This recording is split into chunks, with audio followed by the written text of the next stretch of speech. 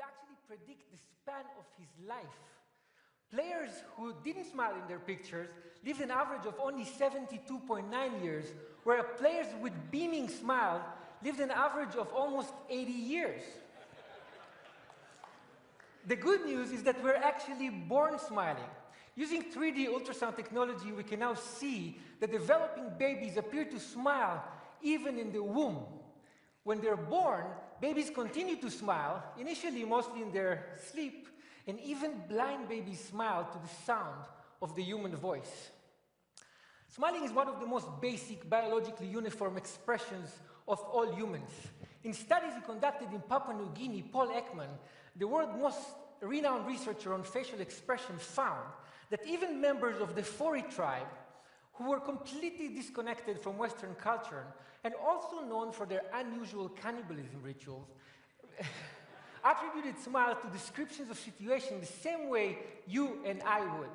So from Papua New Guinea to Hollywood, all the way to modern art in Beijing, we smile often and use smile to express joy and satisfaction. How many people here in this room smile more than 20 times per day? Raise your hand if you do. Oh, wow. Outside of this room, more than a third of us smile more than 20 times per day, whereas less than 14% of us smile less than 5. In fact, those with the most amazing superpowers are actually children who smile as many as 400 times per day. Have you ever wondered why being around children who smile so frequently make you smile very often? A recent study at Uppsala University in Sweden found that it's very difficult to frown when looking at someone who smiles. You ask why? Because smiling is evolutionarily contagious and it suppresses the control we usually have on our facial muscles. Mimicking a smile and experiencing it physically help us understand whether a smile is fake or real, so we can understand the emotional state of the smiler. In a recent mimicking study at the University of Clermont-Ferrand in France, subjects were asked to determine whether a smile was real or fake while holding a pencil in their mouth to repress smiling muscles. Without the pencil, subjects were excellent judges, but with the pencil in their mouth, when they could not mimic the smile they saw, their judgment was impaired. In addition to theorizing on evolution in the origin of species, Charles Darwin also wrote the facial feedback response theory. His theory states that the act of smiling itself actually makes us feel better, rather than smiling being merely a result of feeling good. In his study, Darwin actually cited the French neurologist Julien Duchamp, who used electric jolts to facial muscles to induce and stimulate smiles. Please don't try this at home. In a related German study, researchers used fMRI imaging to measure brain activity before and after injecting Botox to suppress smiling muscles. The findings supported Darwin's theory, but by showing that facial feedback modifies the neural processing of emotional content in the brain in a way that helps us feel better when we smile. Smiling stimulates our brain reward mechanism in a way that even chocolate, a well-regarded pleasure inducer, cannot match. British researchers found that one smile can generate the same level of brain stimulation as up to 2,000 bars of chocolate. Wait, the same study found that smiling is as stimulating as receiving up to 16,000 pounds sterling in cash. That's like 25 grand a smile. It's not bad. And think about it this way, 25,000 times 400, quite a few kids out there feel like Mark Zuckerberg every day. And unlike lots of chocolate, lots of smiling can actually make you healthier. Smiling can help reduce the level of stress-enhancing hormones like cortisol, adrenaline, and dopamine, increase the level of mood-enhancing hormones like endorphin, and reduce overall blood pressure. And if that's not enough, smiling can actually make you look good in the eyes of others. A recent study at Penn State University found that when you smile, you don't only appear to be more likable and courteous, but you actually appear to be more competent.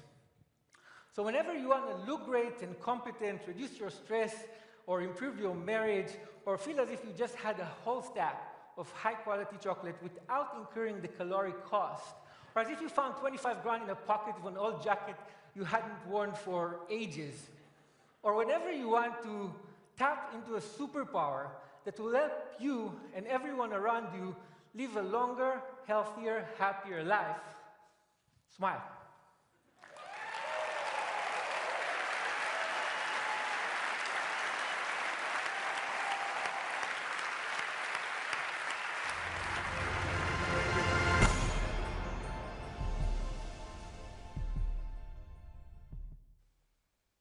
はい、いかがでしたでしょうか。大変ですね、刻みの良いと言いますか、リズミカルなね、話し方で、日本人の私たちが聞くと非常に話し方が早いなと思うんですけども、あれがね、普通の、外国人と言いますか、海外の人のね、喋り方のスピードですね。本当に早いなと思うのは我々、アジア人だけかもしれませんけどもね。非常にこうポンポンポンポンとねデータなどを見せながら非常に小刻みの良いリズミカルな講演会でしたけれども、彼が言っているその笑顔というのは、私たちにしてみると、やっぱり笑い顔に近いそういうスマイル、そういう笑顔だろうなと思うわけですけどもね、ちょっとね彼の講演会のポイントをちょっとピックアップしてみました。ちょっとね読んでみましょう。笑顔とは気分が良い時の結果であるだけではなく、微笑むという行為自体が気持ちを上向きにさせるんだと。これはダーウィンがね言った言葉だというわけですけど、ダーウィンっていうのはあまりね、生物学的な分野からするとあまり評価が高い学者ではないんですけども、ただいいこと言ってますね。その通りだなと、よく観察はしているなと思いますね。笑顔は脳の報酬メカニズムを刺激する喜びの誘発因子だと考えられているチョコレートでさえそのパワーはかなわないと、こういうこと言ってましたよね。本当にね、イギリスの研究者によれば笑顔一つでチョコバー2000個分に相当する脳への刺激が生じると。笑顔はコルチゾールやアドレナリン、ドーパミンなどのストレスホルモンを減少させ、エンドルフィンのような幸せホルモンを分泌し、血圧を下げる働きがあると。このあたりはね、そういう笑顔、気持ちといいますかね、そう感情面の実験等で分かっていることですね。でも確かにそうですね。笑顔の人は他者への印象が良くなる。笑顔でいると他者に好感を与え、親切に見えるだけではなく、能力がある人に見えると。能力があるように見えるということですね。スーパーパワーの力を変えて、このスーパーパワーの力っていうのは彼が言うところのその笑顔のことですね。笑い顔のことですね。笑うということですね。スーパーパワーの力を借りて長生きをしたり、健康で幸せな人生を送りたい。そのように思うことがあったら笑顔になりましょう。すなわち笑いましょうということですね。反論の余地はないですね。全くごもっともということですね。彼がおそらく講演をした最大の理由はですね、海外、特にアメリカ等ではですね、うつも含めて精神疾患症、具体的にはアルツハイマーですね。そういう精神疾患、体壁系の病気が非常に増えている。で、もうしかめっ面になると。家庭内から笑い声、笑顔が消えていくという背景があります。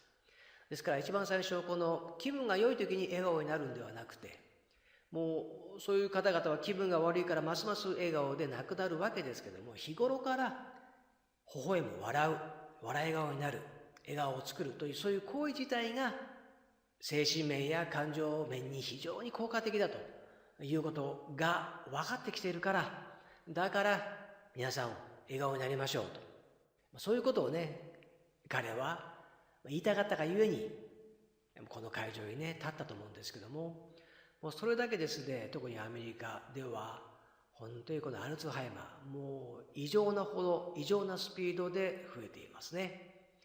ちょっと日本では考えられない、アジア諸国からすると考えられないそのスピードで脳疾患が増えてますね。そういうこともあって